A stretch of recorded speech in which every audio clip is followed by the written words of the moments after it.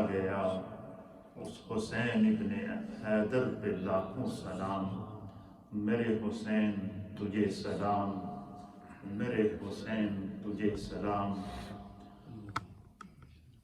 قتل حسین اصل میں مرگ یزید ہے، قتل حسین اصل میں مرگ یزید ہے، اسلام زندہ ہوتا ہے ہر کربلا کے بعد۔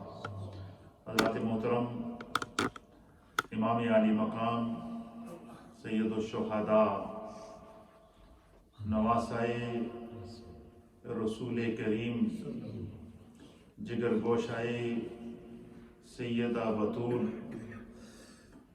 اور شجاعت مولائے کائنات نے کردار جو کربلا میں ادا کیا، ایک ایسی لازوال قربانی ہے کہ جس نے قیامت تک کے لیے انسانیت کو جینے کا سلیقہ سکھا دیا۔ ہماری ترتیب جاری ہے۔ آج میں سب سے پہلے آپ کی خدمت میں امام عالی مقام سیدنا امام حسین رضی اللہ تعالیٰ عنہ نے جو اتنی بڑی قربانی دی کہ ایک 6 ماہ کا ننھا معصوم علی اصغر اس کو بھی قربان کرتے ہوئے نظر آئے، نوجوان علی اکبر ان کو قربان کرتے ہوئے نظر آئے، خاندان نبوت کے 20 افراد کو قربان کر دیا، 72 افراد نے قربانی پیش کر دی، اپنی قربانی پیش کر دی۔ اتنی بڑی قربانی دینے میں کیا حکمت تھی؟ تو علماء اور محدثین اور اہل سیر نے لکھا ہے کہ اصل میں امام عالی مقام امام حسین کی اگر آپ پوری زندگی اٹھا کر دیکھیں تو جو 7 سال اور کچھ مہینے آپ کو براہ راست نبی پاک صلی اللہ تعالیٰ علیہ وآلہ وسلم کی تربیت ملی تھی، تو 7 سال اور 7 ماہ یا 4 ماہ کچھ دن جو بیان کیے گئے ہیں، 7 سال سے زائد عرصہ جو آپ کو صحبت مصطفیٰ ملی، یہ پورے 7 سال تک نبی پاک صلی اللہ تعالیٰ علیہ وآلہ وسلم ان کو اس قربانی کے لیے تیار کرتے رہے۔ کیوں؟ کہ حضور اللہ نبینا علیہ الصلوۃ والسلام اپنے نور نبوت سے آنے والے حالات کو دیکھ رہے تھے کہ ایک ایسا وقت آئے گا کہ جس طرح امم سابقہ کے احوال کو قرآن بیان کرتا ہے کہ ہر نبی کے مقابلے میں نافرمان کھڑے ہو گئے، ابراہیم علیہ السلام کے مقابلے میں نافرمان کھڑے ہو گئے، اور صرف یہی نہیں کہ ابراہیم علیہ السلام کے مقابلے میں جو سب سے بڑا نافرمان نمرود کھڑا ہوا تھا، اور نمرود اس کو وہ پوری دنیا کا بادشاہ تھا، سپر پاور تھی اس دور کی، اس دور کی سپر پاور حضرت ابراہیم علیہ السلام کے مقابلے میں کھڑی ہو گئی۔ اور حضرت ابراہیم علیہ السلام کو جب آگ میں ڈالا گیا، اب آپ نے واقعات تو سنے ہوگے کہ حضرت ابراہیم علیہ السلام کو آگ میں ڈالا گیا، لیکن یہ آپ نے کبھی نہیں سنا ہوگا اور ممکن ہے کسی کے علم میں ہو کہ جب حضرت ابراہیم علیہ السلام کو آگ میں ڈالا گیا تو اس وقت ان کی عمر کتنی تھی؟ بعض روایات کے مطابق اس وقت سیدنا ابراہیم علیہ السلام کی عمر 16 سال تھی یا 20 سال تھی یا 13 سال بھی ایک روایت کے مطابق آیا ہے۔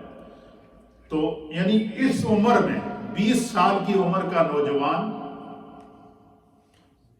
دنیا کی سپر پاور نمرود کے سامنے کھڑا ہے، اور نمرود نے ان کو ڈرانے کے لیے کہ اللہ کے دین سے پیچھے ہٹ جاؤ، ان کے سامنے آگ کا الاؤ جلایا، آگ کے شعلے جب آسمان سے باتیں کرنے لگے، اس وقت بھی کہا کہ ابھی بھی تمہیں موقع ہے، اپنے موقف سے باز آ جاؤ، لیکن سیدنا ابراہیم علیہ السلام نے راہ حق کو اور راہ توحید کو اور اللہ کے دین کی سربلندی کو نہ چھوڑا، اور آپ آگ سے گزر گئے، اور جب آگ سے گزر گئے تو آپ روایات کے مطابق آگ سے گزرنے سے پہلے جبریل علیہ السلام آ گئے، پہاڑوں کا فرشتہ آ گیا، بارش کا فرشتہ آ گیا، اس نے کہا کہ صرف آپ ارشاد فرما دیں اتنا تو ہم اس آگ کو ایک جھٹکے میں بجھا دیں گے، لیکن آپ نے فرمایا کہ میں جس رب کی خاطر پرچم توحید کو بلند کیے ہوئے ہوں وہ مجھے دیکھ رہا ہے۔ اگر تم مجھے فرشتے ہو کر، تمہارا شکریہ کہ تمہارے اندر محبت ہے، احساس ہے، تم اگر فرشتے ہو کر چاہتے ہو کہ میں تمہیں کہوں تو یہ تمہاری محبت ہے، لیکن میرا اخلاص یہ کہہ رہا ہے کہ کہیں ایسا نہ ہو کہ میرے نفس میں اتنی سی بات آ جائے اور میری جو اللہ نے مجھے شریعت کا امام بنا کر بھیجا، میری نسل سے جو اللہ نے انبیاء کو چلانا ہے اور قیامت تک اللہ نے پھر دین ابراہیمی پر ہی ملت کو قائم رکھنا ہے، تو اگر ذرا سی بات کے لیے میں تیار ہو جاتا ہوں تو کہیں ایسا نہ ہو کہ یہ بات اللہ کی بارگاہ میں پہنچ جائے کہ ابراہیم نے اپنے نفس کی خاطر اپنی جان بچانے کے لیے فرشتے سے مدد لے لی، جبریل سے مدد لے لی، پہاڑوں کے فرشتے سے مدد لے لی، بارشوں کے فرشتے سے مدد لے لی، آپ نے جب آگ سے گزر گئے تو پھر اللہ تعالیٰ نے قرآن میں اس ہسٹری کو دوبارہ دہرایا۔ اب حضرت ابراہیم علیہ السلام کا اور سرکار دو عالم صلی اللہ علیہ وسلم کا جو دور ہے، اس میں 4000 سال کا وقفہ، کتنا؟ آفٹر 4000 years کے بعد نبی پاک کی پیدائش ہوئی ہے حضرت ابراہیم کی اولاد میں۔ 4000 سال کے بعد جب آخری نبی دنیا میں آئے، آخری کتاب لے کر آئے اور پیغام دین لے کر آئے، اور اس نبی کے اوپر جس کو اللہ نے الیوم اکملت لکم دینکم واتممت علیکم نعمتی ورضیت لکم الاسلام دینا کہہ کر کے اس کے اوپر دین کو مکمل کر دیا، 4000 سال گزرنے کے بعد اللہ نے جب قرآن نازل کیا تو اس قرآن میں اللہ نے یہ آیت بھی نازل کی اور ابراہیم علیہ السلام کی آگ کے اندر جانے کے واقعے کو بھی بیان کیا، ابراہیم علیہ السلام کے اپنے بیٹے کو اللہ کے راستے میں قربان کرنے کی استقامت کو بھی بیان کیا، ابراہیم علیہ السلام کا آگ کے اندر جانا اور پھر رب کریم کی طرف سے آگ کو حکم ہونا کہ یا نار کونی بردم وسلام علی ابراہیم، اے آگ تیرا کام جلانا ہے لیکن آج تو ابراہیم کو جلائے گی نہیں، آگ جل رہی ہے۔ علماء نے، محدثین نے، اہل سیر نے اس آیت کی تفسیر کے اندر لکھا ہے کہ حضرت ابراہیم علیہ السلام کو جس آگ میں ڈالا گیا وہ آگ 40 دن تک جلتی رہی۔ کتنے دن تک؟ 40 دن تک آپ آگ کے اندر رہے، آگ جل رہی ہے بظاہر، اور آگ کے باہر جتنے بھی نمرودی ہیں ان کو آگ کی تپش پہنچ رہی ہے اور وہ اس تپش کی وجہ سے اس آگ کے قریب نہیں جا رہے، لیکن ابراہیم علیہ السلام پر وہ آگ اس طرح گلزار تھی کہ فرشتے بھی آ رہے ہیں، اور فرشتے ایک روایت کے مطابق وہ منظر دیکھ کر فرشتوں نے اللہ کی بارگاہ میں فریاد کی کہ اللہ ہمیں ایکسس دے دے اللہ کہ ہم جا کر اس آگ کے اندر ابراہیم کا دیدار کر لیں۔ فرشتے قطار در قطار آ کر سیدنا ابراہیم علیہ نبینا علیہ السلام کا دیدار کرتے رہے۔ پھر حضرت ابراہیم علیہ السلام کو جو ہے وہ 40 دن کی آگ گلزار ہو گئی، پھر اللہ تعالیٰ نے آپ کو وہاں سے برات عطا فرمائی۔ پھر موقع آ گیا بیٹے کی گردن پہ چھری چلانے کا۔ اللہ، منظر دیکھیں نا ذرا، کہنا تو آسان ہے، قرآن اس منظر کو بیان کرتا ہے۔ اب چھری کی دھار کو بھی قرآن بیان کرتا ہے، چھری کی تیزی کو بھی قرآن بیان کرتا ہے کہ ابراہیم علیہ السلام نے 1 دفعہ نہیں، 2 دفعہ نہیں، 3 دفعہ حضرت اسماعیل علیہ السلام کے گلے پہ چھری چلائی، لیکن اللہ نے چھری کی طرف وہی کی۔ اللہ نے چھری کو حکم دیا تیرا کام کاٹنا ہے، لیکن آج تو کاٹے گی نہیں ہے، ابراہیم اسماعیل کے گلے پر تو آج اس طرح موم ہو جائے گی کہ آج جو ہے وہ ابراہیم کے گلے کے لیے آج تو ریشم ہے۔ کیا ہے؟ آگ ابراہیم علیہ السلام اسماعیل کے گلے کے لیے تو آگ کیا ہے؟ فرمایا تو جو ہے چھری کو فرمایا کہ تو آج اسماعیل کے گلے کو نہیں کاٹے گی، تیرا کام کاٹنا، لیکن آج نہیں۔ آج کائنات اس منظر کو دیکھ رہی ہے، زمین دیکھ رہی ہے، آسمان دیکھ رہا ہے، فرشتے دیکھ رہے ہیں، خود رب کریم اس منظر کو جو ہے وہ اپنے بندوں کے اخلاص کو دیکھ رہا ہے کہ ایک نبی گلا سامنے رکھے ہوئے ہے، وہ ایک نبی گلا کاٹنے کے لیے، اور صرف مقصد کیا ہے کہ ہمارا رب ہم سے راضی ہو جائے۔ اللہ، آگ ٹھنڈی ہو گئی، چھری نے کاٹنا چھوڑ دیا۔ اور ایک روایت کے مطابق جب اس میں ابراہیم علیہ السلام 3 دفعہ چھری چلائی، غصے میں آئے، انہوں نے کہا کاٹتی کیوں نہیں ہے؟ میں نے تیز بھی کیا تھا اس کو، کہ آپ نے اس چھری کو پتھر پہ مارا اور وہ چھری اتنی تیز تھی کہ پتھر کٹ گیا، پتھر کٹ گیا، لیکن ریشم جیسا گلا حضرت اسماعیل علیہ السلام کا نہ کٹا۔ کیوں؟ تسلیم رضا تھی۔ اچھا، اب اسماعیل علیہ السلام کی اولاد میں سے ہیں کون؟ سیدنا سرکار دو عالم صلی اللہ علیہ وسلم آخری نبی اور سرکار کی اولاد میں سے ہے امام علی مقام. اب دین پر آزمائش آ گئی. دین پر آزمائش جو امام علی مقام کی قربانی ہے اس کو سمجھنے کی ضرورت ہے کہ دین پر آزمائش آ گئی اور سلسلہ نبوت بھی ختم ہو گیا. حضور آخری نبی ہیں. اب اس کے بعد کوئی نیا دین آنا نہیں. اس کے بعد کسی نئے دین نے نہیں آنا, نئی کتاب نے نہیں آنا, نئے اصول نے نہیں آنا ہے. اصول وہی ہیں جو قیامت تک کے لیے میرے مصطفیٰ مرتب کر گئے, لیکن دین پر آزمائش آ گئی. اس لیے اس دین کو بچانے کے لیے یہ مشیت الہی تھی کہ نبی پاک کا خون سامنے ہو, اولاد رسول سامنے ہو, کیونکہ سلسلہ نبوت ختم ہو گیا ہے, قیامت تک دین باقی ہے. تو پتہ چلا اس قربانی کے لیے انتخاب کربلا کے اندر امام علی مقام کی قربانی کے لیے امام علی مقام امام حسین کا انتخاب یہ انتخاب خدا بھی تھا اور انتخاب مصطفیٰ بھی تھا. اور یہی وجہ ہے کہ نبی اکرم صلی اللہ تعالیٰ علیہ وآلہ وسلم نے اپنی حیات کے اندر ہی امام علی مقام امام حسین کی شہادت کی خبر دے دی تھی. وہ اس لمحے کے لیے ہر وقت تیار رہتے تھے, اس لمحے کے لیے ہر وقت تیار تھے. اچھا, اتنی بڑی قربانی دے کر دین کو بچایا, اس کی وجہ کیا تھی؟ تو علامہ ابن عساکر نے تاریخ دمشق کے اندر, اسی طریقے سے امام بہقی نے جو ہے وہ دلائل النبوہ کے اندر, علامہ ابو عبداللہ دشتانی مالکی رحمۃ اللہ علیہ نے اکمال العلم کے اندر, اور اسی طریقے سے امام ابو عبداللہ محمد بن عبداللہ حاکم نیشاپوری رحمۃ اللہ علیہ نے المستدرک کے اندر, اور علامہ علی متقی بن حسام الدین ہندی نے کنز الامال کے اندر ان احادیث کو نقل کیا ہے کہ سرکار دو عالم صلی اللہ علیہ وسلم نے جو حضرت امام علی مقام امام حسین کو جو ہے وہ 7 سال جو حضور کی تربیت کے اندر رہے, امام علی مقام سیدنا امام حسین رضی اللہ تعالیٰ عنہ, حضور علیہ السلام نے ایک ایک قدم پر ان کی تربیت کی تھی. کیسے تربیت کی تھی وہ میں بیان کر چکا ہوں, ان معاملات کو دہراؤں گا نہیں. صرف اتنا یاد رکھے گا کہ امام علی مقام امام حسین کے سجدوں میں سجدہ مصطفیٰ کا اثر موجود تھا. امام علی مقام امام حسین کے قیام کے اندر قیام مصطفیٰ کے اثرات موجود تھے. امام علی مقام امام حسین کے حوصلے کے اندر حوصلہ مصطفیٰ کی برکات موجود تھی. امام علی مقام امام حسین رضی اللہ تعالیٰ عنہ کے صبر کے اندر صبر مصطفیٰ کی برکات موجود تھی. امام علی مقام امام حسین رضی اللہ تعالیٰ عنہ کی استقامت کے اندر استقام مصطفیٰ کی برکات موجود تھی, کیونکہ مصطفیٰ نے ان کو تیار کیا تھا اس قربانی کے لیے. اور فرمایا کہ شہادت پانے تک امام علی مقام امام حسین کی پوری زندگی کا اگر آپ مطالعہ کریں تو حضرت امام ابن عساکر نے تاریخ دمشق کے اندر لکھا ہے کہ امام حسین کا ایک ایک سانس تھا وہ بھی سنت مصطفیٰ کے مطابق.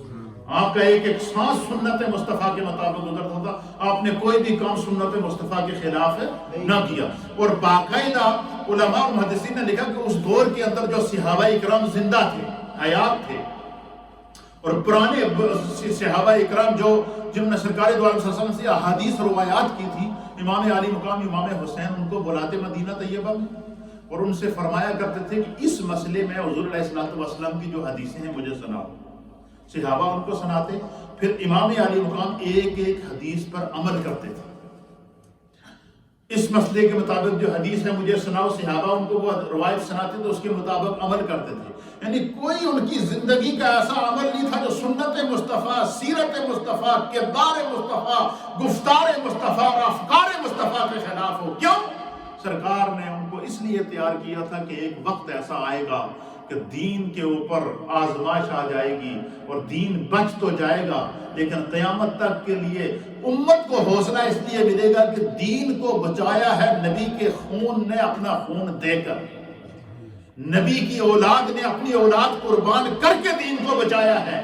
کیونکہ اس دور کے اندر سب سے زیادہ پارسا اگر کوئی شخص تھا صحابہ میں اور اہل بیت اطہار کے اندر بھی, اس دور کے اندر سب سے زیادہ کوئی پارسا شخص تھا, سب سے زیادہ عظمت والا کوئی شخص تھا, سب سے زیادہ قرب والا کوئی شخص تھا, تو وہ امام علی مقام امام حسین تھے. اور جتنا منصب بڑا ہوتا ہے اتنی ذمہ داری بڑی ہوتی ہے, جتنا عہدہ بڑا ہوتا ہے اتنی ذمہ داری بڑی ہوتی ہے, جتنا نسب بڑا ہوتا ہے اتنی ذمہ داری بڑی ہوتی ہے. تو اب چونکہ نبوت نے واپس آنا نہیں تھا، نبوت ختم ہو چکی تھی، دین کو بچانا تھا، اس لیے خدا نے چاہا کہ مصطفیٰ کا دین قیامت تک بچ جائے. لیکن اس کے لیے بچنے کے لیے، اس دین کو بچانے کے لیے نبی کی اولاد سامنے موجود ہو. تو اس لیے کہ انتخاب تھا امام علی مقام کے. یہ جو لوگ جو ہے نا کچھ بدبخت قسم کے لوگ تبصرے کرتے ہیں جی کہ وہ تو 2 شہزادوں کی جنگ تھی نعوذ باللہ من ذالک، اور وہ تو جو اپنے مفادات کی خاطر وہاں گئے تھے. تف ہو ایسی عقل کے اوپر کہ آج کا امتی اٹھ کے یہ فیصلہ کرے نبی کی اولاد کے بارے میں اور حضور نبینا علیہ السلام اور حسنین کریمین کے بارے میں اور ان کے موقف کے بارے میں. امت کا کام ہے پاکان امت کو فالو کرنا. اور یہ بات یاد رکھیے گا، جو لوگ چاہے وہ اہل بیت اطہار پر حرف تان بلند کرتے ہیں، چاہے وہ نبی پاک کے صحابہ پر اعتراض کرتے ہیں، جو نبی کے صحابہ پر اعتراض کرے اور دل میں بغض اہل بیت رکھے، اس کا اہل سنت سے تعلق ہے بلند آواز، اس کا اہل سنت سے تعلق عقیدہ ہے. اس کو محفوظ کریں، کیونکہ آج کل ہر جگہ عقیدے کے ڈاکو بیٹھے ہیں، قدم قدم پر لوگوں کو لوٹ رہے ہیں. تو جو شخص صحابہ اکرام کی محبت کو لوگوں کو دکھا کر دل میں بغض اہل بیت رکھے، اس کا تعلق اہل سنت سے نہیں ہے.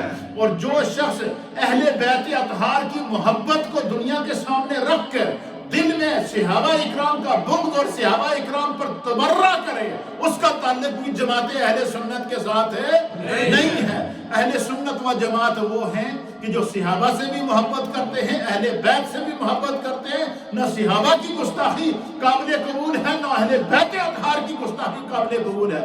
جہاں تک مقامات کا تعلق ہے، اللہ کے حبیب علیہ السلام نے اپنے وصال سے پہلے صحابہ اکرام کے مراتب مقرر کر دیے، اہل بیت اطہار کے مراتب مقرر کر دیے، ان کے مراتب بھی دے دیے، ان کی عظمتیں بھی دے دی. ہر ایک کو اس کا مقام میرے مصطفیٰ نے بیان کر دیا. صحابہ پاک کا مقام بھی بیان کر دیا، اہل بیت اطہار کا مقام بھی بیان کر دیا. آج کے دور میں کوئی ملا، کوئی مولوی، کوئی ذاکر، کوئی اٹھ کر یہ کہے کہ میں اہل بیت اطہار کے مقام کا فیصلہ کروں گا یا میں جو ہے وہ صحابہ اکرام کی عظمت کا فیصلہ کروں گا. ہم فیصلہ کرنے والے کون ہیں بھائی؟ ہماری حیثیت کیا ہے؟ اس لیے فرمایا کہ قدم قدم پر ایمان کے ڈاکو بیٹھے ہیں. تو یہ جو میں نے آپ کے سامنے حوالے پیش کیے ہیں، اس میں ان تمام محدثین نے یہ بتایا کہ امام علی مقام امام حسین نبی پاک کی حدیث کو سنا کرتے تھے اور ایک ایک حدیث کے مطابق عمل کرتے تھے. فرمایا کربلا کا واقعہ، مدینہ طیبہ سے سفر کر کے حرم میں آنا، حرم سے سفر کر کے کوفہ کی طرف جانا، کوفہ سے سفر کر کے کربلا کی طرف جانا. امام علی مقام امام حسین نے راستے میں جتنی بھی رکاوٹیں آئیں، جتنی دشواریاں آئیں، جتنی مشکلات آئیں، جتنے معاملات آئے، اور یہ تمام امور جو ہے ان کی قدم قدم پر براہ راست نبی کی بارگاہ سے رہنمائی ہو رہی تھی. قدم قدم پر ان کے سر کے اوپر ملائے کائنات کا روحانی سایہ موجود تھا. قدم قدم پر ان کے جو امام علی مقام کے قافلے کے ساتھ جو خاندان نبوت کی پاک دامن عورتیں موجود تھیں، ان کے اوپر سیدہ کائنات کی نگاہ موجود تھی، سیدہ خدیجہ الکبریٰ کی نگاہ موجود تھی. یہ عقیدہ ہے اہل سنت و جماعت کا. اب سنیے، حدیث سنیے. یہ میں نے اس لیے تمہید بیان کی کہ آپ کا ذہن اس کے لیے تیار ہو جائے کہ امام علی مقام امام حسین نے اتنی بڑی قربانی کیوں دی. اب حدیث سنیے.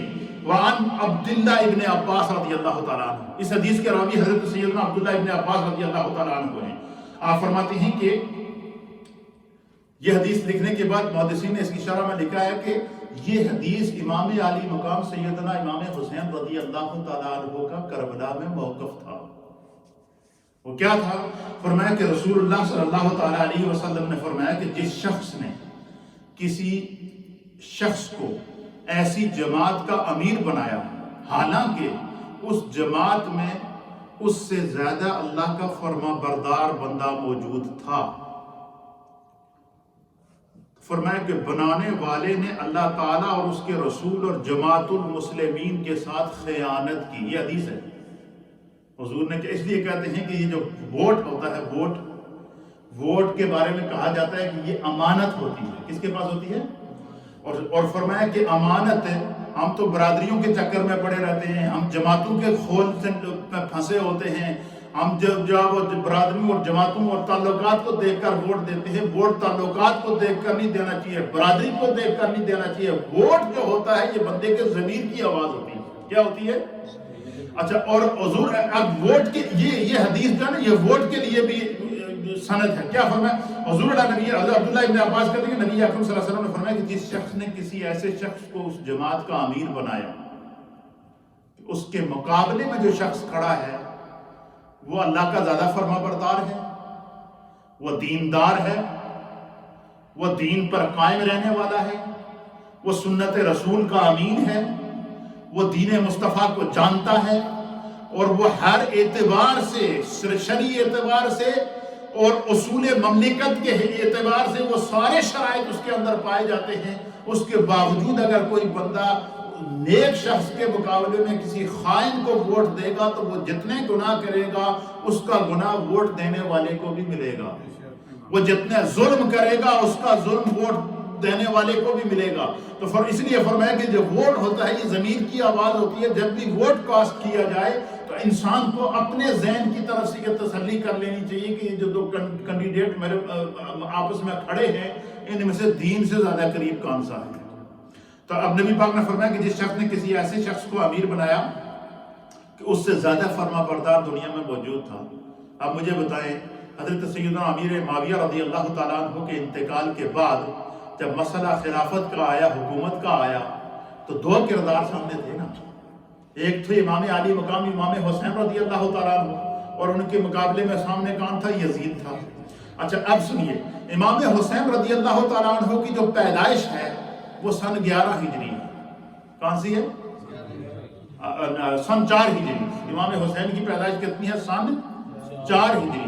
اور نبی پاک صلی اللہ علیہ وسلم کا جو وصال ہے وہ سن 11 ہجری. کتنا؟ تو حضور علیہ السلام کا زمانہ امام حسین نے کتنے سال پایا؟ 7 سال. کتنا؟ 7 سال تربیت مصطفیٰ میں رہے، 7 سال آغوش مصطفیٰ میں رہے، 7 سال میں دوش مصطفیٰ پر سواری کرنے کی سعادت حاصل ہوئی، 7 سال کے اندر نبی پاک کی گود میں کھیلنے کی سعادت حاصل ہوئی، 7 سال کے اندر حضور کی دونوں ہاتھوں کی انگلیاں پکڑ کر حسنین کریمین آپ کے ساتھ اگر قیام کرتے رہے، نمازیں پڑھتے رہے، 7 سال تک سرکار ان کو جو کچھ پڑھاتے تھے وہ ان کے سینے میں نقش ہوتا رہا. تو 7 سال تک شرف صحابیت کس کو حاصل ہوا؟ امام علی مقام امام حسین کو. نہ صرف شرف صحابیت حاصل ہوا، 7 سال تک جس طرح نبی پاک نے امام علی مقام سیدنا امام حسین رضی اللہ تعالیٰ عنہ اور جس طرح سے امام علی مقام سیدنا امام حسن مجتبی حسنین کریمین کی جس طرح امام حسن کو 8 سال سے زیادہ عرصہ ملا ہے، امام حسین کو 7 سال سے زیادہ عرصہ تربیت مصطفیٰ میں ملا. تو 7 سال کی تربیت کے جو اثرات امام علی مقام کے اوپر نقش تھے، ان کے سینے میں بھی نقش ہو چکے تھے، ان کے کردار میں بھی اس کے اثرات آ چکے تھے، ان کے اخلاق میں بھی اس کے اثرات آ چکے تھے، ان کے کردار میں بھی ان کے اثرات آ چکے تھے. وہ اعدائے مصطفیٰ کے امین بن چکے تھے. یہی وجہ ہے کہ وہ کوئی کام سنت کے خلاف ہے نہیں کرتے تھے. کیوں؟ ان کو سنت پہ چلنے کا راستہ انگلی پکڑ کر میرے مصطفیٰ نے سکھایا. ان کے دین حق پر قائم رہنے کا راستہ میرے مصطفیٰ نے اپنے دوش پر بٹھا کر سکھایا تھا. ان کو قربانی دینے کا جذبہ میرے مصطفیٰ کریم نے اپنے جد امجد حضرت اسماعیل علیہ السلام اور حضرت ابراہیم علیہ السلام کی قربانیوں کی باتیں لوریاں سنا کے میرے مصطفیٰ نے ان کو کربلا کے لیے تیار کیا تھا. یہ ایسے قربانی نہیں تھی امام علی مقام امام حسین نے. کہنا بہت آسان ہے لیکن آپ اس پر ذرا غور تو کریں. تو کیا فرماتے ہیں کہ جس شخص نے کسی ایسے شخص کو امیر بنایا کہ اس کے مقابلے میں حق موجود ہے، تو حضور اللہ نبی علیہ السلام نے فرمایا کہ اس نے اللہ تعالیٰ سے خیانت کی.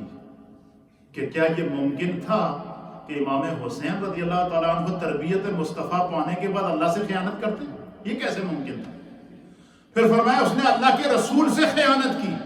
اب مجھے بتائیں یہ کیسے ممکن ہو سکتا ہے کہ امام علی مقام سیدنا امام حسین رضی اللہ تعالیٰ عنہ جو دوش مصطفیٰ پر سوار ہوئے، جنہیں انگلی پکڑ کر میرے مصطفیٰ نے چلنا سکھایا، وہ امام علی مقام امام حسین جن کو میرے مصطفیٰ نے اپنے سجدے کو طویل کر کے امام حسین کو سجدے کا طریقہ اور سلیقہ سکھایا، وہ امام حسین رضی اللہ تعالیٰ عنہ رسول اللہ سے کیسے خیانت کر سکتے تھے؟ پھر فرمایا کہ اس نے جماعت المسلمین سے خیانت کی۔ اب دیکھیں امام حسین کا عمل دیکھیے، جب کوفہ کی طرف سے اہل کوفہ کی طرف سے ہزاروں میں خطوط آ گئے اور ان خطوط میں لکھ دیا گیا کہ یزید شراب نوشی کرتا ہے، یزید نے جو بے حیائی کو عام کر دیا ہے، یزید نے عریانی کو عام کر دیا ہے، یزید نے فحاشی کو عام کر دیا ہے، یزید نے اللہ کے حلال کو حرام کر دیا ہے اور اللہ کے حرام کو حلال کرتا پھر رہا ہے، مداخلت فی الدین کر رہا ہے، اور آج کے دور کے اندر کائنات میں خون رسول بھی آپ ہیں، نسل کے اعتبار سے بھی عالی آپ ہیں، حسب کے اعتبار سے بھی عالی آپ ہیں، رسول اللہ کے جانشین بھی آپ ہیں، اس لیے اہل کوفہ اپنی ذمہ داری ادا کرتے ہوئے آپ کو خطوط لکھ رہے ہیں کہ آپ آئیں اور ہم آپ کی بیعت کریں گے۔ اب جب پیغام جماعت المسلمین کی طرف سے امام حسین کو آ گیا، اب یہاں حضور کہتے ہیں کہ جس نے جو ہے وہ کسی خائن کی حمایت کی تو اس نے جو اللہ سے بھی خیانت کی، رسول اللہ سے بھی خیانت کی اور جماعت المسلمین سے بھی خیانت کی۔ امام حسین اگر وہ خطوط آنے کے بعد نہ جاتے تو جتنا ظلم ہوتا، جتنا جبر ہوتا، تو یہ حجت قائم ہو جاتی جی کہ امام حسین کو تو پرواہ ہی نہیں تھے، تو اپنی گدی بچانے کے چکر میں تھے جی۔ اہل کوفہ نے تو ہزاروں میں خط لکھتے تھے، بوریاں بھر کے خط بھیجے سن کہ سانو بچاؤ، تو بچان واسطے کیوں نہیں گئے؟ ساڈا دین خطرے وچ ہے، تسی رسول اللہ دی آل سانو بچاؤ۔ تو اس لیے فرمایا کہ امام حسین کو جب خطوط پہنچ گئے تو اب امام علی مقام سیدنا امام حسین کا کربلا کی طرف جانا، کوفہ کی طرف جانا، یہ ان پر شرعی طور پر واجب ہو گیا۔ یہ ہے مسئلہ کربلا جس کو سمجھنے کی ضرورت ہے۔ یہ ان لوگوں کے لیے پیغام ہے جو کہتے ہیں کہ یہ دو شہزادوں کی اقتدار کی جنگ تھی، نعوذ باللہ من ذالک، جن کو اقتدار کی جنگ لینی ہوتی ہے وہ فوج لے کر جاتے ہیں۔ امام علی حج کے لیے پورے حرم کے اندر حرم بھرا ہوا تھا، پوری دنیا سے حجاج آئے تھے، اگر وہاں امام حسین خطبہ دے دیتے کہ بھائی نبی کے دین کے لیے نکلنا ہے، چلو میرے ساتھ، تو وہاں ہزاروں کی فوج ہے نا آپ کے ساتھ جلدی۔ اس لیے آپ جب لوگوں کے خطوط آ گئے تو آپ چلے گئے، کیوں؟ رسول اللہ کا حکم ہے کہ جماعت المسلمین کو جب دین کی ضرورت ہو تو اس دور میں جو سب سے بڑا عالم ہوگا، اس دور میں جو سب سے بڑا فاضل ہوگا، اس کی ذمہ داری ہے اگر وہ اپنا حق ادا نہیں کرے گا تو وہ بھی خائن کہلائے گا۔ تو کیا یہ ایسا ممکن تھا کہ رسول اللہ کی آل پر خائن ہونے کا الزام آتا؟ ایسا ممکن تھا کہ رسول اللہ کی آل پر کوئی ایسا الزام آتا کہ انہوں نے دین کے ساتھ دھوکہ کیا ہے؟ اس لیے امام علی مقام امام حسین نے کربلا کا سفر کیا، اس لیے امام علی مقام امام حسین نے کوفہ کا سفر کیا، اس لیے امام علی مقام امام حسین رضی اللہ تعالیٰ عنہ نے جو ہے وہ اتنی بڑی قربانی عطا فرمائی کہ 6 ماہ کے علی اصغر کو بھی قربان کر دیا، دین بچانا ہے۔ شبیہ مصطفیٰ علی اکبر کو بھی قربان کر دیا کہ دین بچانا ہے۔ خاندان نبوت کے 20 افراد کو قربان کر دیا، دین بچانا ہے۔ اور پھر 71 افراد کو قربان کر دیا، دین بچانا ہے۔ اور پھر جب اس نتیجے پر پہنچے کہ دین تو بچ جائے گا لیکن حسین کی قربانی مانگتا ہے تو اپنے آپ کو پیش کرتا ہے۔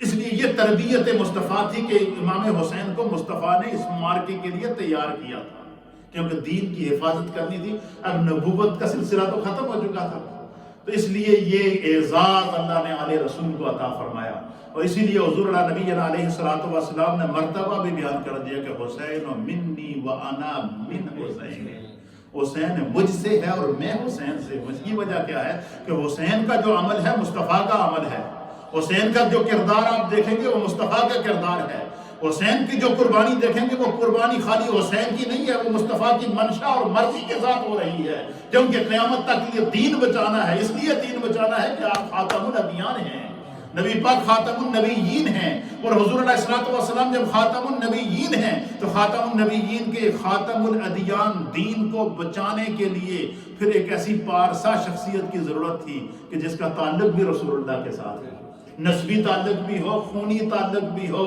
اور پھر شفقت کا تعلق بھی ہو، محبت کا تعلق بھی ہو، تربیت کا تعلق بھی ہو۔ تو یہ جو اتنی بڑی قربانی امام علی مقام امام حسین نے دی، تو یہ اس قربانی کے لیے حضور نے ان کو اپنے ہاتھوں سے تیار کیا۔ یہ ہے اصل میں کربلا کی حقیقت، جس کو ہمارے علماء بھی بسا اوقات جو ہے وہ صرف واقعہ بیان کر کے گزر جاتے ہیں. اس لیے میں نے یہ ترتیب دیا ہوا کہ اس پورے محرم میں اور آپ کو پوری ڈیٹیل آف دی کربلا سمجھائی جائے گی، تاکہ یہ جو دین کے اور عقیدے کے ڈاکو ہیں جو پاکان امت پر جو ہے اہل بیت اطہار پر اور صحابہ اکرام پر حرف تان بلند کرتے ہیں، ان کو جو ہے وہ اس کا جواب مل جائے. اور یہ اس حدیث کی سند صحیح ہے. اس حدیث میں کتنے 3 پیغامات ہیں نبی پاک کی. کیا کہ فرمایا کہ جب حق کا انتخاب کرنا پڑے تو سامنے باطل بھی موجود ہو اور حق بھی موجود ہو تو حق کے ساتھ دینا یہ سنت مصطفیٰ ہے. اور اس کے لیے اللہ تعالیٰ نے امام علی مقام امام حسین کو تیار کیا تھا. پھر اسی طریقے سے جو ہے وہ میرے مصطفیٰ نے ان کو تیار کیا تھا. پھر فرمایا کہ جو ہے وہ اب دوسری حدیث سماعت فرمائیں. یہ حدیث بھی حضرت عبداللہ ابن عباس رضی اللہ تعالیٰ عنہ سے راوی ہے. آپ بیان کرتے ہیں کہ رسول اللہ صلی اللہ تعالیٰ علیہ وآلہ وسلم نے فرمایا کہ جس آدمی نے کسی شخص کو مسلمانوں کا عامل بنایا حاکم بنایا. عامل حاکم کو کہتے ہیں. کیا کہتے ہیں؟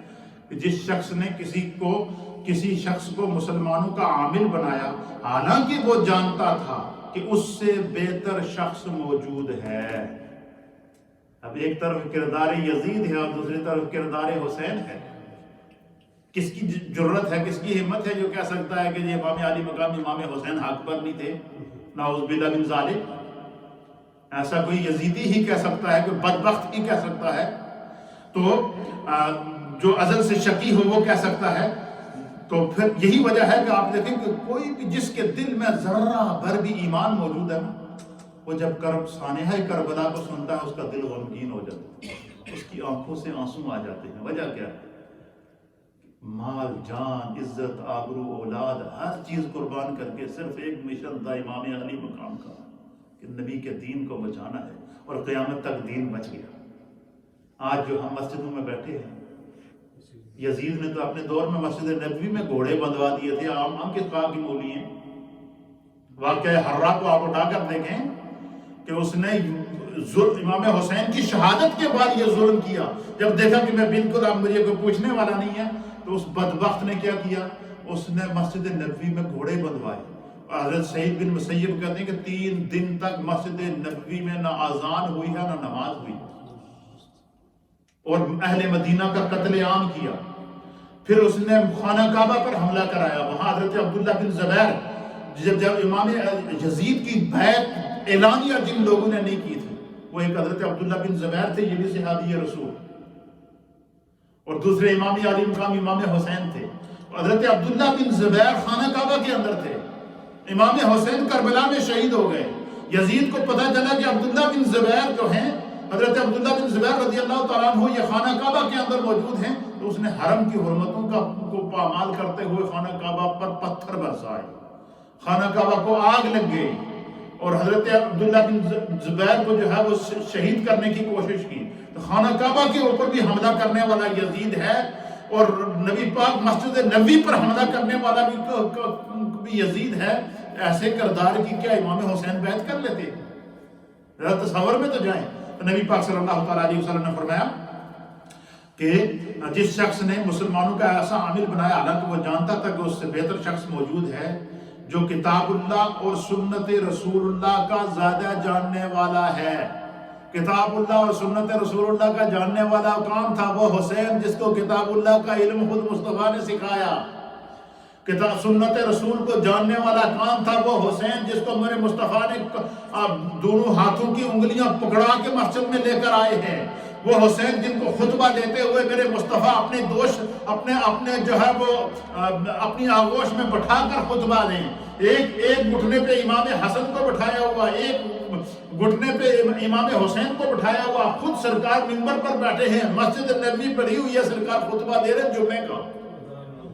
مجھے بتائیں وہ منظر آپ دیکھیں وہ کیا منظر ہوگا کہ جو گود کے اندر دونوں شہزادے بیٹھے ہوئے ہیں، جو جمعے کے لیے مسجد بھری ہوئی ہے، تو سرکار خطبہ دے رہے ہیں. آپ مجھے بتائیں یہاں اگر ہم کسی بچے کو پکڑ کر اپنے کسی بچے کو کوئی خطیب صاحب گود میں بٹھا دیں تو سب سے زیادہ تو لوگ شور کرتے ہیں تک کچھ مولوی صاحب وہ بچے بھی نہیں سنبھالن ہوں گے. یہ باتیں ہوتی ہیں یا نہیں ہوتی ہیں؟ پھر باتیں ہوتی ہیں. لیکن سرکار دو عالم صلی اللہ علیہ وسلم نے منبر کے اوپر بیٹھ کر صحابہ کے اجتماع میں بیٹھ کر ایک گھٹنے کے اوپر امام حسین کو بٹھایا، دوسرے پہ امام حسن کو بٹھایا، پھر جمعے کا خطبہ دیا، اور ایک موقع ایسا آیا کہ خطبہ دے رہے ہیں، سامنے سے شہزادے آ رہے ہیں، بچے ہیں، گرتے اٹھتے بیٹھتے چلتے چلتے آ رہے ہیں، سرکار کی آواز سن کر حضور خطبہ روک کر جا کر ان کو اٹھا کر لاتے۔ اچھا، یہ ساری چیزیں کیوں دکھائی جا رہی ہیں؟ تاکہ امت کو پیغام مل جائے کہ یہ جن شہزادوں کو میں تیار کر رہا ہوں، ان کی جب تم قربانی دیکھے تو قیامت تک تمہیں جینے کا سلیقہ مل جائے گا، قیامت تک تمہیں دین پر عمل کرنے کا طریقہ اور سلیقہ مل جائے گا۔ تو حضور نبی علیہ السلام نے فرمایا کہ جو سب سے زیادہ سنت رسول کو اور کتاب اللہ کو جاننے والا ہے، اس کے بنانے والے نے، اللہ تعالیٰ نے اور اس کے رسول کی خیانت کی۔ فرمایا کہ جو سب سے زیادہ عامل ہو، سب سے زیادہ عالم ہو، سب سے زیادہ کتاب اللہ کو جاننے والا ہو، سب سے زیادہ سنت رسول کو جاننے والا ہو، اس کو چھوڑ کر اگر کوئی اس کے مقابلے میں کسی باطل کی کرے گا تو فرمایا کہ وہ کیا ہوگا؟ وہ اس نے خیانت کی ہے۔ یہ دوسری حدیث ہے، ٹھیک ہے؟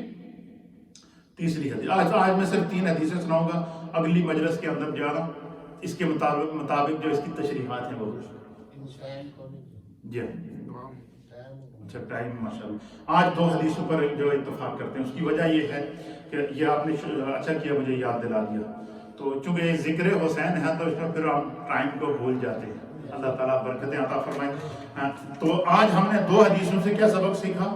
کہ امام حسین نے جو کربلا میں قربانی دی ہے، وہ قربانی، اس قربانی کے لیے میرے مصطفیٰ نے ان کو تیار کیا تھا۔ امام عالی مقام سیدنا امام حسین رضی اللہ تعالیٰ عنہ نے جو کربلا کے اندر اتنی بڑی قربانی دی ہے، اس کے ایک ایک لمحے کے لیے مصطفیٰ ان کو رہنمائی کر رہے تھے، اور خود انہوں نے اس کا اظہار کیا۔ امام علی مقام امام حسین نے، آپ فرماتے ہیں کہ اس پورے سفر کربلا کے دوران کوئی ایسا لمحہ نہیں تھا، کوئی ایسی رات نہیں تھی کہ سرکار نے خواب میں آ کر مجھے ہدایت نہ دی ہو، یا مولا کائنات حضرت علی اور مرتضیٰ نے مجھے ہدایت نہ دی ہو، تو قدم قدم پر ان کی رہنمائی ہو رہی تھی۔ تو یہ اسی قربانی کا اثر ہے کہ آج 1300-1400 سال گزرنے کے بعد آج ہم ذکر حسین کر رہے ہیں۔